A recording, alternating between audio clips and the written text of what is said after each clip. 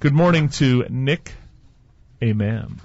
Thank you, Chris. Now, I got to know Nick because, believe it or not, you're a neighbor of mine. In full disclosure, you are a neighbor. As fortunate as it is, I am. And you and your lovely spouse, Tish, own probably two of the best dogs I've ever met in my life, including Putter, who we basically call the mayor of our neighborhood. Unofficial. Yep.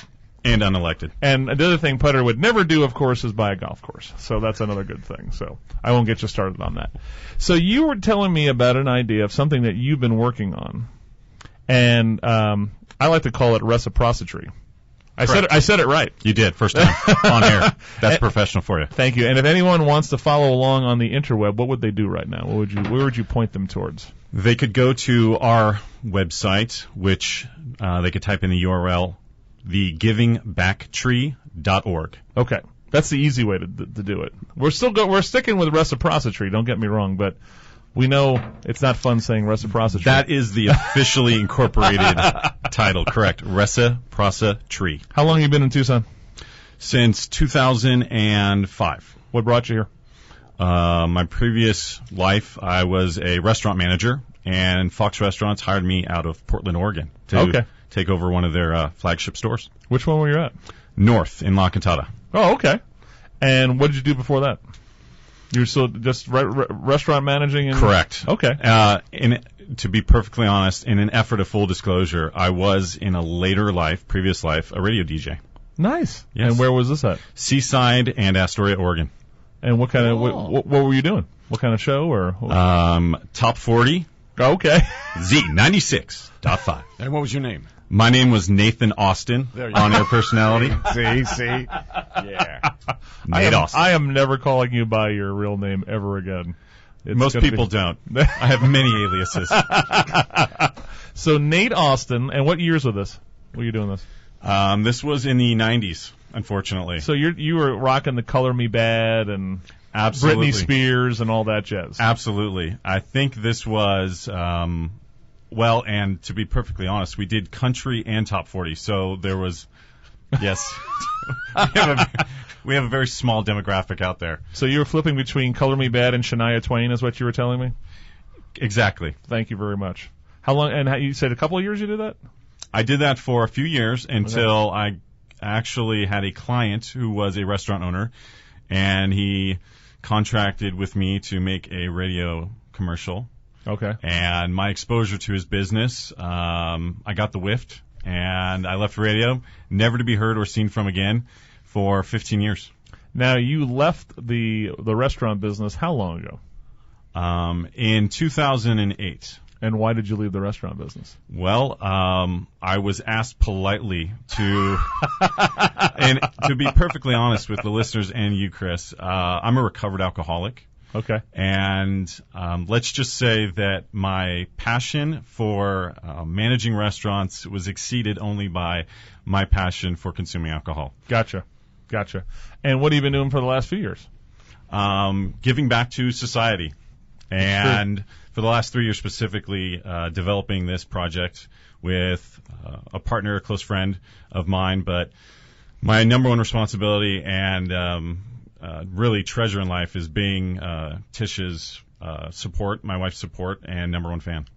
Now, this Reciprocitree idea, what I want to do before we go to break is I want you to give me a summary in 2 sentences what exactly you're trying to do with this. What is it? Give me a definition of what Reciprocitree is. We are a 501c3 tax-exempt nonprofit organization that facilitates the delivery of emergency financial assistance for the purpose of promoting responsible civic engagement through increased community service and volunteer action.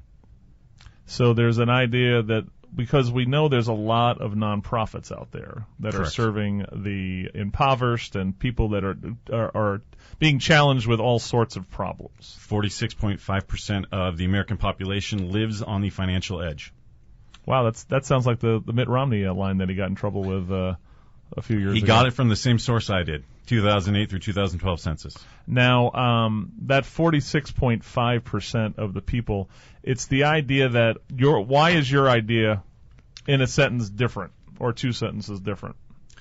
Because I'm not only providing a handout, but I'm providing a lift up so that the people that seek assistance are empowered by being granted the opportunity to they themselves provide assistance down the road to the community that supported them when they were in need. All right, so let's do this. Let's go pay some bills, and then Nick's going to run us through the details of how this thing works, because when you told me this, I was pretty fascinated by it, because I do like there is not just the idea that there is that hand out and hand up, but they have to give back. Correct. To make this thing work for them and make the whole thing work. Absolutely. And sometimes I don't think we hear that enough from some of the other, while they're all doing great work out there, I think something is when people have that concern about when they give money to something, what's the confidence of it's being used correctly, but at the same time I think there's an attraction that's saying, hey, we're making something else happen from this action. The act of giving charity, providing charity, can be patronizing at times. Yep. Let's do this. So if you have a question or a comment, please call us, 790-2040, wakeuptucson@gmail.com. We are talking Reciprocitree. Nailed it again with Nick Aman. Amen. Wake Up Tucson, 10:30 The Voice. I already like the set list going a little frank. Wake Up Tucson. Fascinating rhythm, you got me on the go. Fascinating rhythm, I'm all a quiver. What a mess you're making, the neighbors want to know why I'm always shaking just like a flivver.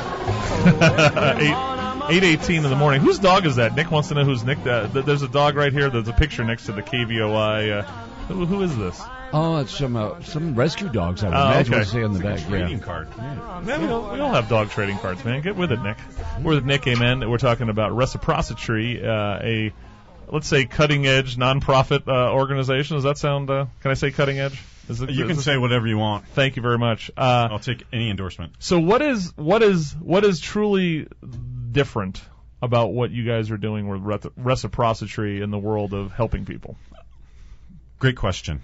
I think what separates Reciprocitree from the current system that provides emergency financial system either through a government program or nonprofit organization, or in the case of some for-profit ventures like Kickstarter, a crowdfunding website, is that we not only empower the individual by expanding access to people that otherwise wouldn't qualify, but we also give them, I think, a very important opportunity, which is, I don't like to use the term paying it forward or giving back, but that was the nature of the giving back tree.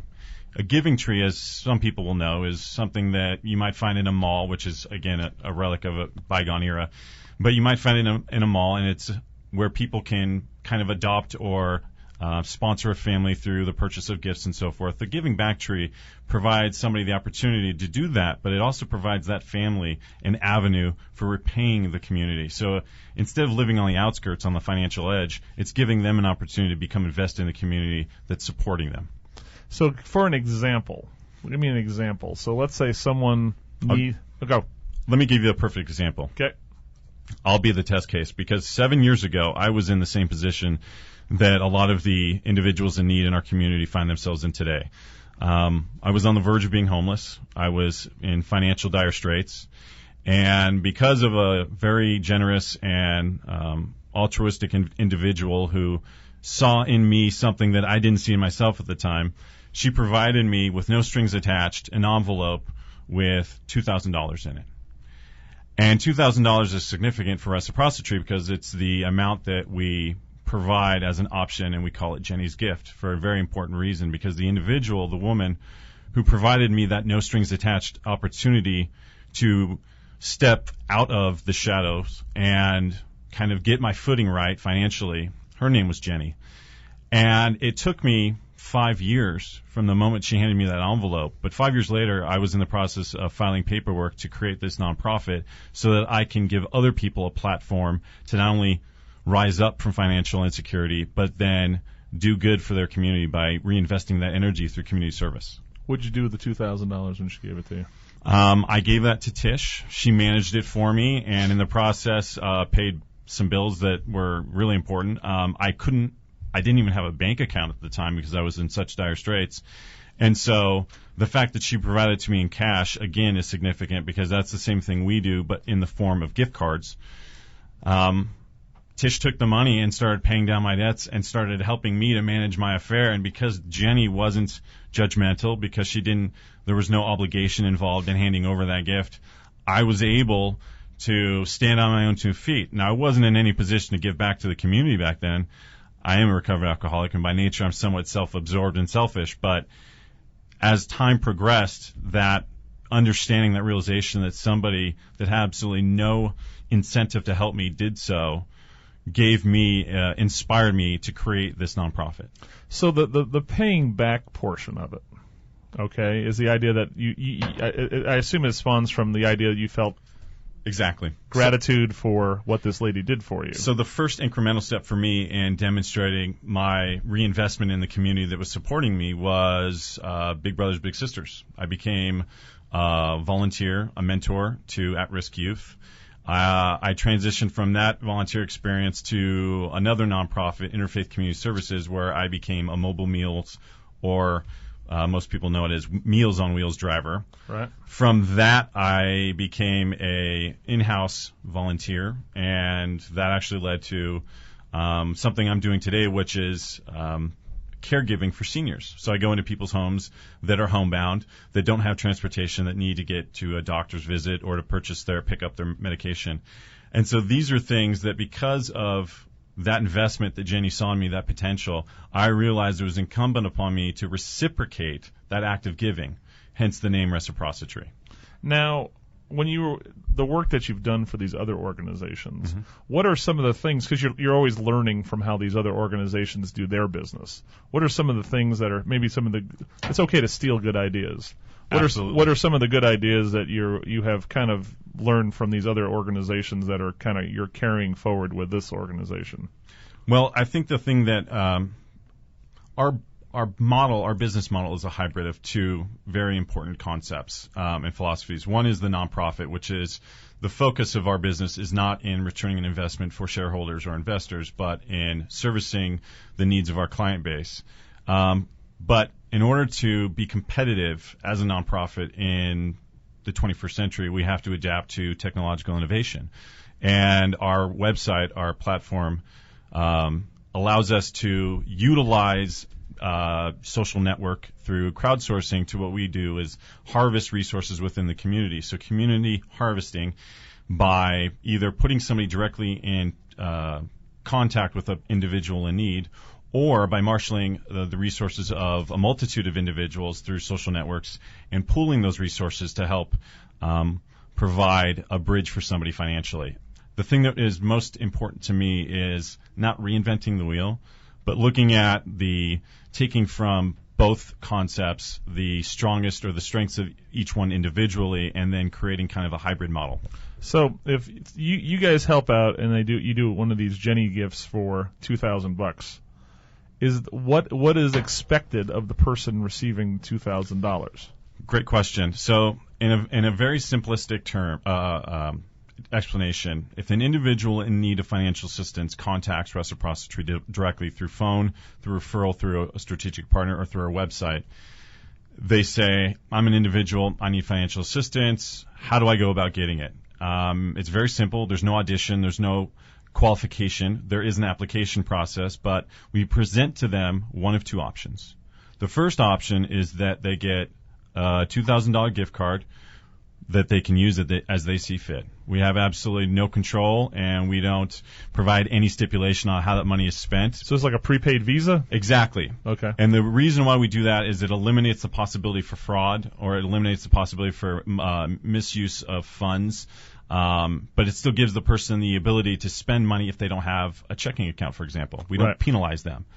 And if they take that, which is upfront cash, essentially, they can use it as they see fit, but they won't be granted access to additional or further financial assistance through Reciprocitree for a term of 12 months.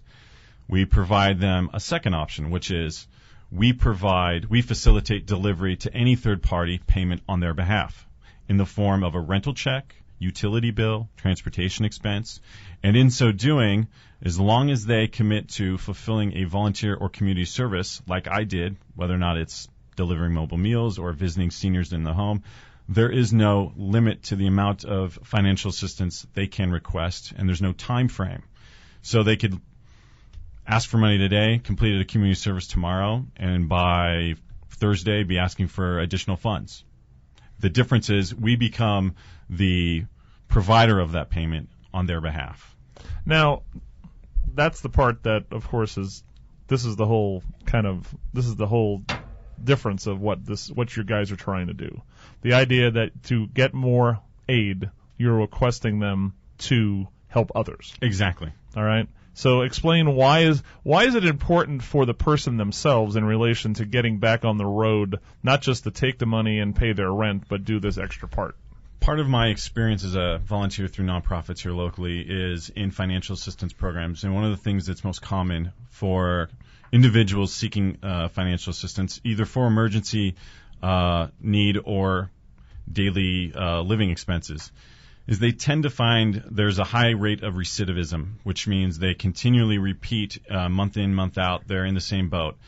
And the studies that we have seen and conducted through online research and through government reports is that people that are given the opportunity either to make the decision themselves and or reconnect with the community that's helping them, they tend to be incentivized to kind of lift themselves up. The old American adage, pull themselves up by their bootstraps. Right. But we don't put that entirely on the individual. We help them by providing them an avenue through nonprofit work, community service work, to see the value in being of service to your fellow man.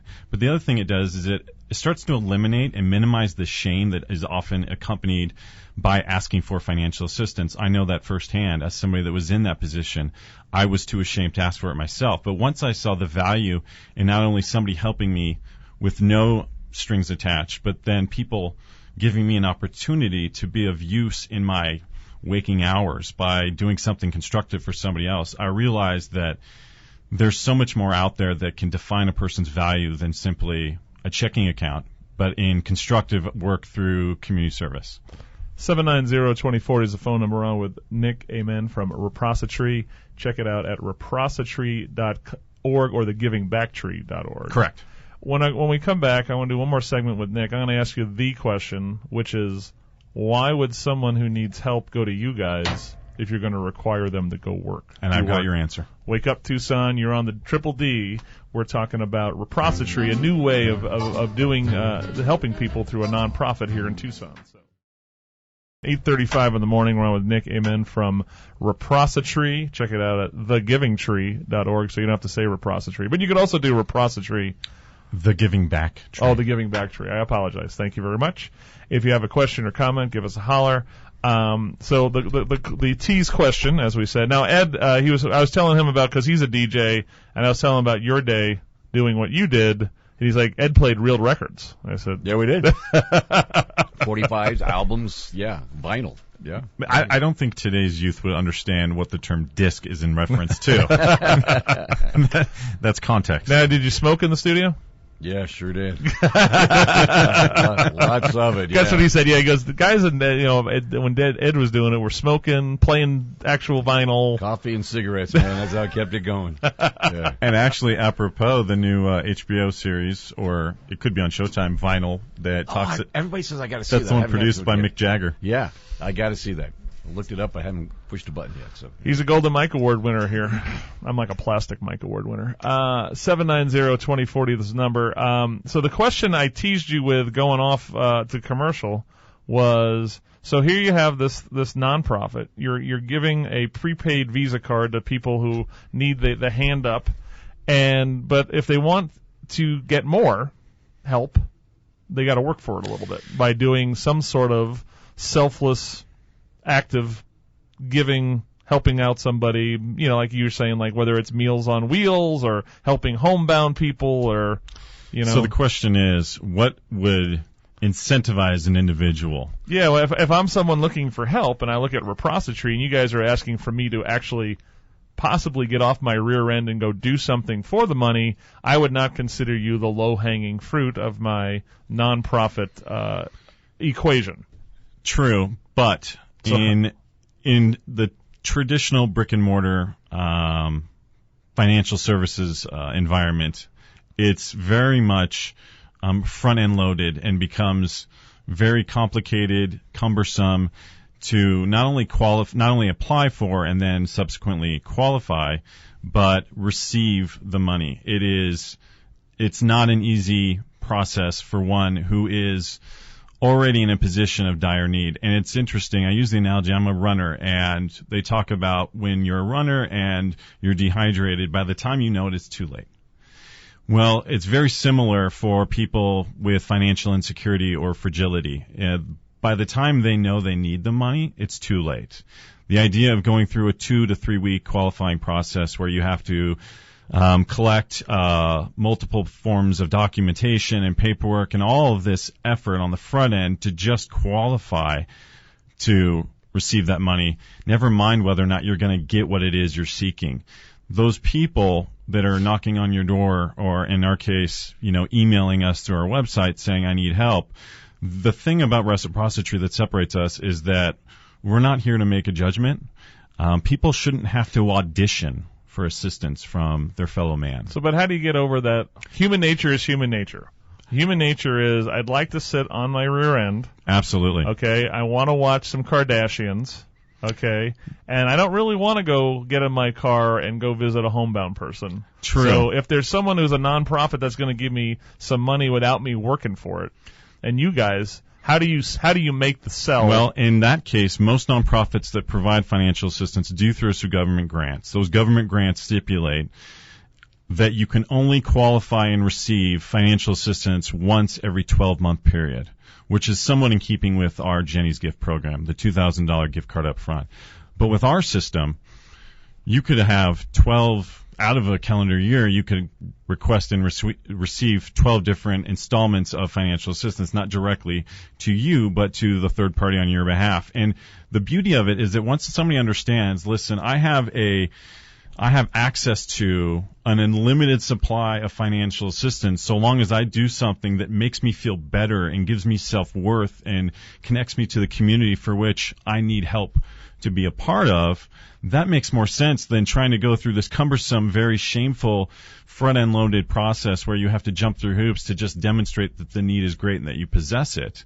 Whereas with us, you say, I need help. I say, I assume you do. And if you need help, here you go. And if you want to continue to receive help, these other people need help. Help them out. Well, I part also on the idea of getting your life back on track is getting back into the rhythm of life into your society, and the fact that if you want to go get a real job, if you're unemployed or something like that, mixing with humanity again would probably make that a little easier. And I can tell you from personal experience, I am the single most self-centered, self-indulged, selfish individual I know. And if it wasn't for the program of Alcoholics Anonymous and the 12 Steps and my sponsor and my wife Tish, if I hadn't gone through this transformation myself, I wouldn't advocate anybody else do it.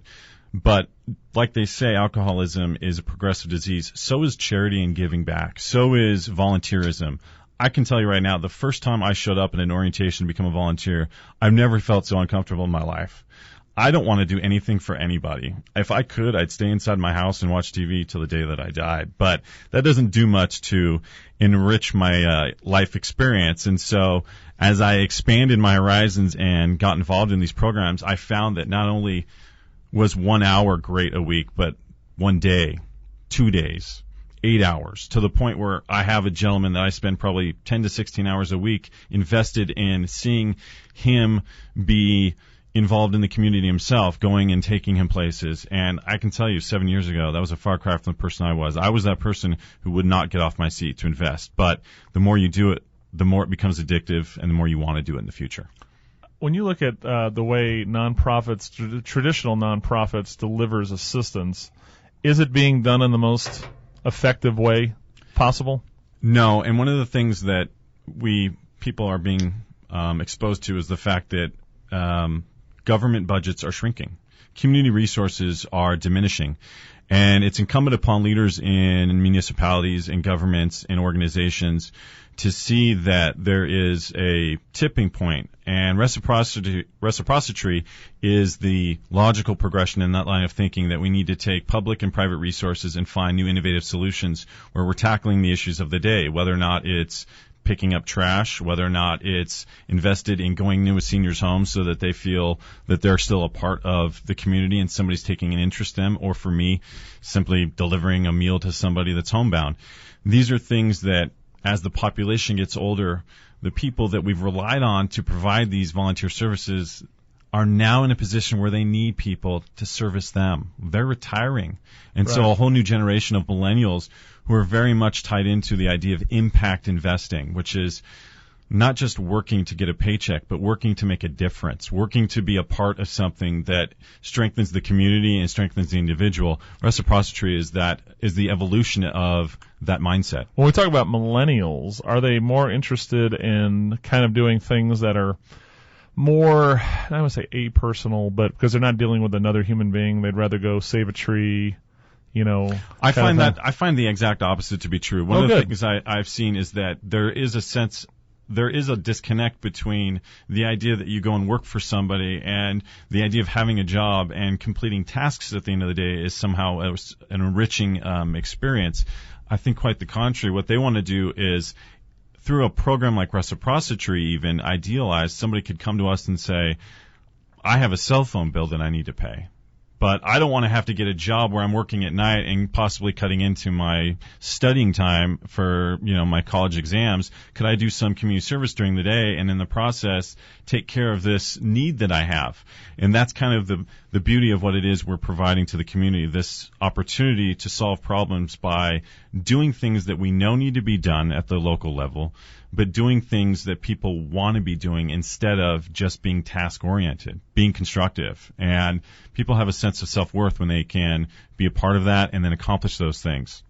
What's a moment of watching someone go through this process other than yourself that it happened and you said, like, this is the moment that you say, this is why I'm doing this? What is one of those moments? It's amazing. I'm very fortunate in that I have the love and support of a family, my wife Tish, and my business partner Craig. But there's an individual I spend a lot of time with.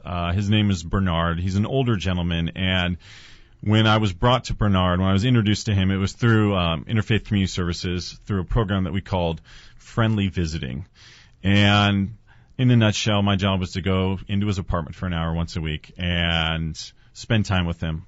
He's on a fixed income, very much so, and he lives, paycheck to paycheck as it was, but for him it's Social Security.